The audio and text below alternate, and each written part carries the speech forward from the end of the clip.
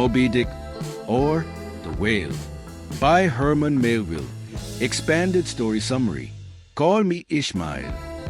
With this short but powerful statement, a young man introduces himself and the voyage that would change his life forever. Ishmael is a restless soul. Tired of the routines and frustrations of life on land, he feels an irresistible pull toward the sea. But instead of simply taking a passenger ship or working on a merchant vessel, Ishmael decides to join a whaling voyage, a dangerous but adventurous enterprise that promises encounters with exotic lands and the mighty leviathans of the deep. He travels to New Bedford, Massachusetts, a busy seaport known for its whaling ships. Since the voyage won't begin immediately, he stays at an inn called the Spouterin. There, he is told he must share a bed with a harpooner named Queequeg. At first, Ishmael is frightened by Queequeg's appearance. The man is heavily tattooed, carries a shrunken head, and worships a wooden idol named Yojo.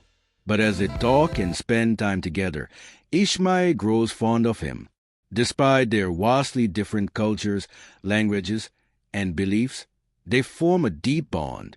The next morning, they walk to the Seamen's Bethel, a whaler's chapel, where they listen to a sermon about Jonah and the whale.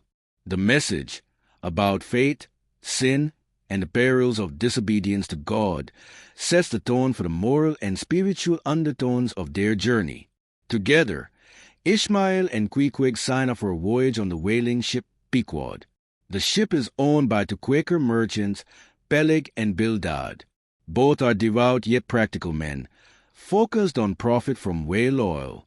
They warn the two sailors that the captain of the ship, Ahab, is a man of few words and many scars.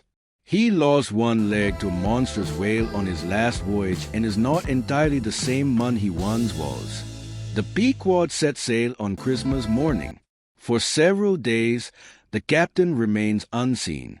The crew, a diverse group of men from all parts of the world, Africans, Native Americans, Islanders, and Europeans, get to work without knowing much about the journey ahead. Then one night, Ahab finally appears. He's a tall, grim figure with a white scar running down his face and neck. His false leg is made from a whale's jawbone. He walks the decks with a heavy tread and fiery eyes.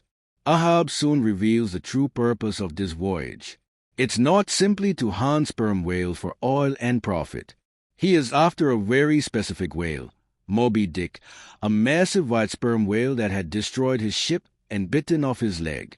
Ahab believes the whale is not just an animal, but a malevolent force, an embodiment of all the evil and chaos in the world. He vows revenge. Ahab gathers the crew and nails a Spanish gold doubloon to the mast. The first man to spot Moby Dick, he declares, shall have this gone. His passion is contagious. The men cheer, caught up in his fiery speech. All except Starbuck, the first mate. Starbuck is a serious, devout Quaker. He believes in God's will and sees Ahab's quest as dangerous and godless. Vengeance on a dumb brute seems blasphemy, he tells Ahab, but Ahab ignores him. He is consumed by obsession. He believes fate has chosen him to destroy the white whale. As the Pequod journeys to the Atlantic, around the Cape of Good Hope, and into the Pacific Ocean, they hunt other whales. The crew becomes skilled and confident. Each mate, Starbuck, Stubb, and Flask, commands a whaleboat during the hunts, assisted by their own harpooners, Queequeg, Tushtego, and Dagu. Along the way, the ship meets other whalers. These ship-to-ship meetings are called gams. Some captains speak of Moby Dick. One ship had lost boats and men to the beast. Another had seen the whale but feared to engage it.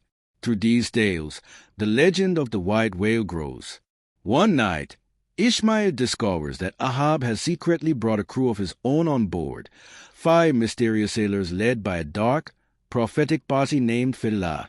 This shadow crew stays hidden until Ahab needs them. Fedallah becomes Ahab's confidant. He whispers cryptic prophecies and promises that only Ahab can understand.